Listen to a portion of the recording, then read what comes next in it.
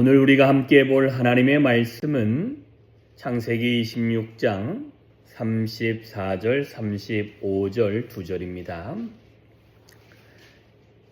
창세기 26장 34절, 35절 같이 읽습니다. 시작. 에서가 40세에 헷 족속 부에리의 딸 유딧과 헷 족속 엘론의 딸 바스맛을 아내로 맞이하였더니 그들이 이삭과 리브가의 마음에 근심이 되었더라. 아멘. 자, 오늘 말씀의 중요한 부분은 에서가 40세에 결혼을 했다라는 것입니다. 둘 다 한 족속의 여인인데 헷 족속의 부에리의 딸 유딧이란 여인과 엘론의 딸 바스맛이란 여인을 얻었다라는 것입니다. 그런데 이 두 여인을 얻었는데 그의 부모 리브가하고 이삭은 이 일로 인하여 마음에 근심이 되었다라는 것입니다. 오늘 살펴보고자 하는 것은 이것입니다. 마음에 근심하는 행동을 우리가 좀 주의해야 된다라는 것입니다. 자, 그러면 왜 이삭과 리브가가 에서의 행동에 근심을 했을까? 였을 때 첫째, 이런 마음이 듭니다. 뭐냐면 첫째는 부모하고 상의하지 아니한 것 같다라는 것입니다. 왜냐하면 이삭이 야곱에게 이제 이야기할 때 보면 라반의 집으로 가라라고 이야기하고 그 라반의 집에 가서 이제 거기서 이제 결혼할 거에 대해서도 이제 설명을 하고 이삭도 자기의 아내를 얻었을 때 본인이 선택한 것이 아니라 본인의 아버지에 의해서 필요하고 꼭 자기의 그 혈족 안에서 결혼하게끔 하셨는데 이 에서는 그렇게 하지 아니하고 자기 마음에 든 여인이 있으면 그 여인과 결혼을 했다라는 것 하나이고 또 한 가지는 그 마음에 근심하게 한 걸 보니까 에서가 아내를 둘을 얻었다라는 것입니다. 한 번에 둘이라는 것입니다. 이 당시에 이것들이 허용된 문화였을까? 라는 걸 생각해 보면 그렇지 아니했다라는 것입니다. 왜냐하면 이게 아브라함과 이삭에 거쳐서 오는 그 시점에 보니까 아니었다라는 것입니다. 잘 보십시다. 아브라함은 사레가 그의 본 아내였습니다. 그리고 사레 다음에는 하갈이란 여인을 통해서 자녀를 놓으려고 했지 그게 아내다라는 표현이 없습니다. 그냥 몸종으로만 계속 나옵니다. 그리고 난 다음에 사라가 죽고 난 이후에 어떻게 됩니까? 그두라란 여인을 다시 처가 죽은 이의 후처로 얻었다라는 것입니다.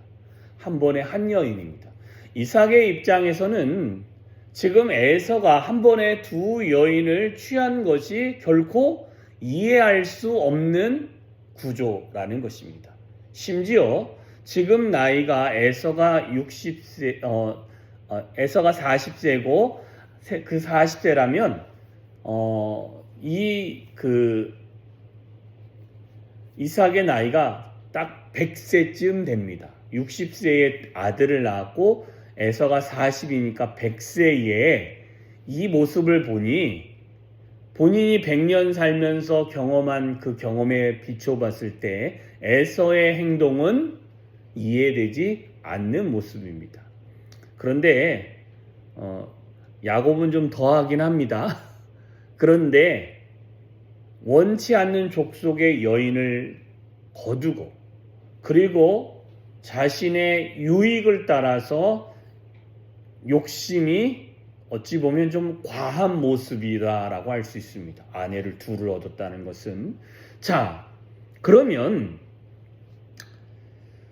이 모든 상황에서 우리가 마음에 근심하는 행동을 일으킬 수 있는 것을 일으키지 아니하게끔 해야 된다는 것입니다. 그러면 신앙을 가지고 있는 저와 여러분이 누구의 마음에 근심이 일어나게 하면 안 되느냐?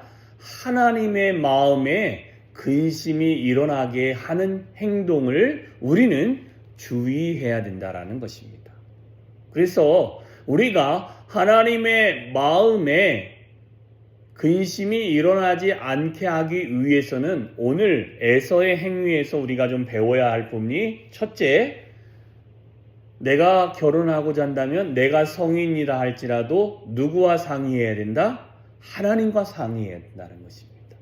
하나님이 원하시고 하나님의 길이 있고 하나님이 방향을 제시하는 것들이 있기 때문에 우리는 철저하게 누구에게 상의해야 됩니까? 하나님에게 상의해야 된다는 것입니다.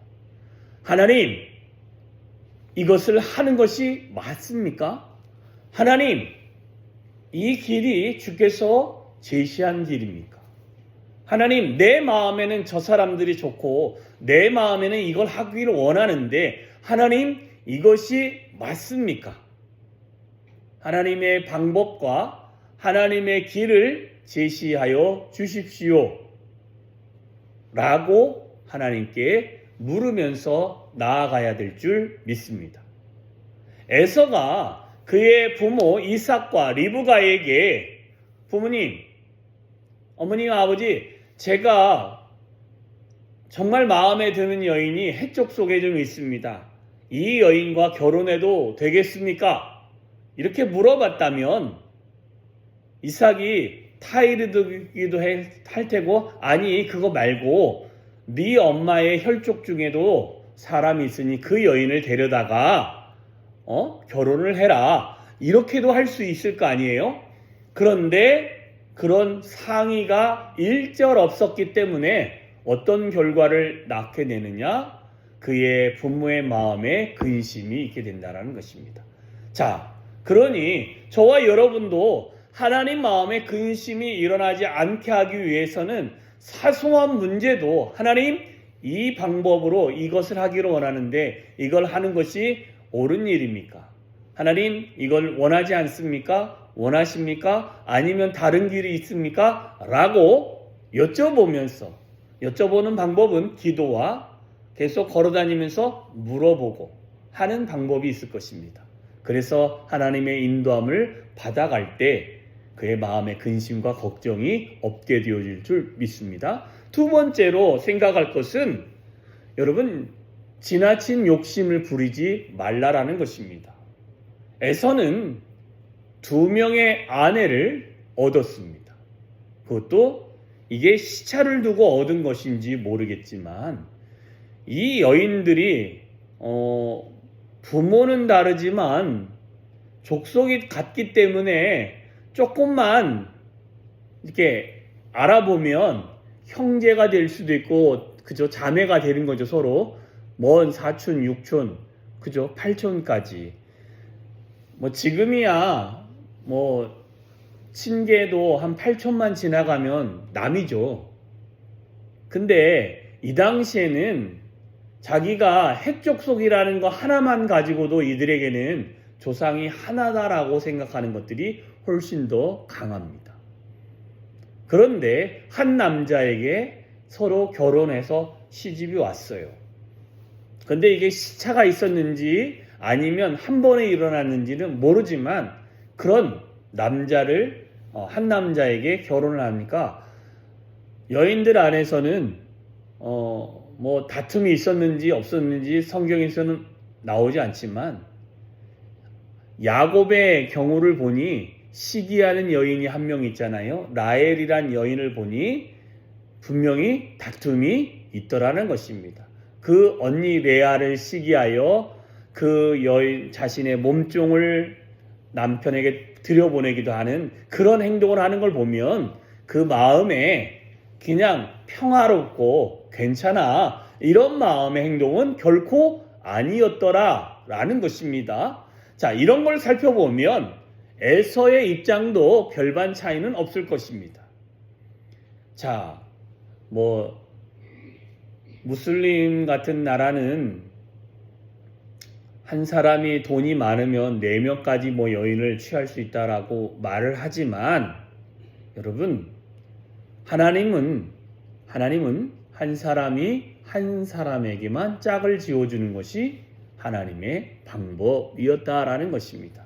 평화롭고 좋은 가정을 세우기 위해서는 욕심을 부리지 말아야 된다라는 것입니다. 하나님의 마음에는 우리가 우리의 인간적이고 우리의 육신적인 욕심을 내기 시작할 때 하나님의 마음은 근심하기 시작합니다. 우리가 거룩함에 대한 욕심은 별로 내지 않지만 내 눈에 보이고 내 몸에 유익이 되어지고 내가 마음이 즐겁다라고 생각하는 것이 있다면 기꺼이 그거에는 욕심을 내는 경향들이 우리 가운데 있습니다. 이런 잘못된 실수를 하지 않기를 주님의 이름으로 축원합니다. 이 욕심이 하나님의 마음을 근심하게 할 수도 있다라는 것입니다. 말씀을 정리하면 저와 여러분은 하나님의 마음에 근심을 일으키는 자가 아니라 그 마음에 흡족함을 드릴 수 있는 저와 여러분이 되어주시기를 주님의 이름으로 축원합니다. 그러기 위해서 오늘도 우리가 하나님께 여쭤보면서 신앙생활하시고 욕심보다는 하나님께서 주신 거에 만족하면서 하나님, 오늘 제가 무엇을 해야 되겠습니까? 하나님이 기뻐하시는 것이 무엇입니까? 라고 여쭤보면서 하나님 이것을 해도 되겠습니까? 라고 여쭤보면서 할 수 있는 한 날이 되어주시기를 주님의 이름으로 축원합니다. 기도하겠습니다. 참 좋으신 하나님 아버지 감사합니다. 하늘아버지의 놀라운 은혜가 우리의 삶에 늘 차고 넘치기를 소망하나이다. 하나님의 은혜가 우리를 인도하여 주시옵시고 하나님의 은혜가 우리를 더 하나님을 기쁘시게 하는 것에 마음을 두게 할 수 있도록 주여 함께하여 주시옵소서.